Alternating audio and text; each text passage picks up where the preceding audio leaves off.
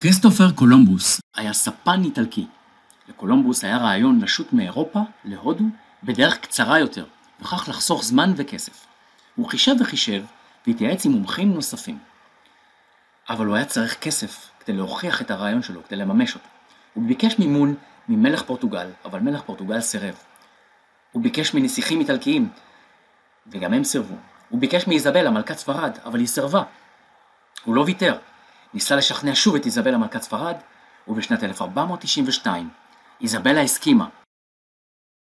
שנת 1492 היא השנה ששינתה את העולם, כי התרחשו בה שני אירועים משמעותיים מאוד בהיסטוריה של העולם. בשנה הזאת, היועצים של איזבלה אמרו לה שחייבים לגרש את היהודים מספרד. איזבלה התנגדה ואמרה ליועצים, אבל היהודים הם חכמים, הם טובים במסחר ובעסקים, הם מניעים את הכלכלה שלנו, למה לגרש אותם? הם תורמים כל כך הרבה לעוצמה של האימפריה שלנו. היועצים אמרו לה, הכל נכון, אבל אנחנו חייבים לקדם את הנצרות, והיהודים יוצרים כאן חוסר שקט, את חייבת לגרש אותם.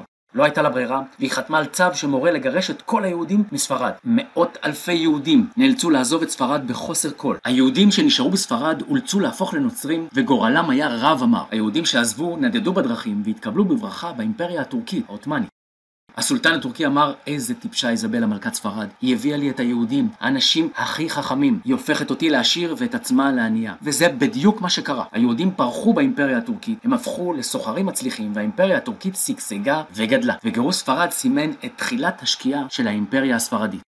למזלה של איזבלה, באותה שנה היא חתמה עם קולומבוס על חוזה שמממן לו את המסע להודו, מבטיח לו להיות המשנה למלך בשטחים החדשים שהוא יגלה בהודו. החוזה גם הבטיח לקולומבוס 10% מכל מה שהוא ימצא בהודו. תזכרו את החוזה הזה, אנחנו עוד נשוב אליו. קולומבוס יצא לדרך עם 3 ספינות כדי לחפש דרך קצרה יותר להודו. המסע בים ארך כחודשיים, ובסופו קולומבוס גילה את אמריקה, ולא מקומות חדשים בהודו. בזכות הגילוי של יבשת אמריקה, קולומבוס הרוויח המון כסף וכבוד.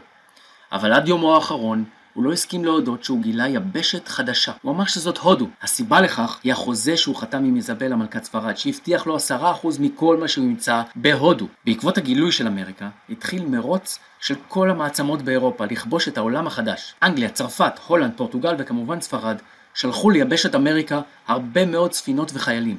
הם רצחו ושיעבדו מיליוני אינדיאנים והשתלטו על יבשת אמריקה. חיילים אירופאים מצאו את עצמם הרחק מהבית שלהם, לפעמים נגד האינדיאנים ולפעמים נגד צבאות אירופאים אחרים. זה תהליך שנמשך מאות שנים, אבל כבר במחצית השנייה של המאה ה-16 נוצר מצב שבו היה ניתן להגיע מכל מקום בעולם, כמעט לכל מקום בעולם, בעזרת ספינות יחסית בקלות. כריסטופר קולומבוס ניסה לחפש את הודו, אבל הוא גילה את אמריקה, ולמעשה הוא יצר עולם חדש.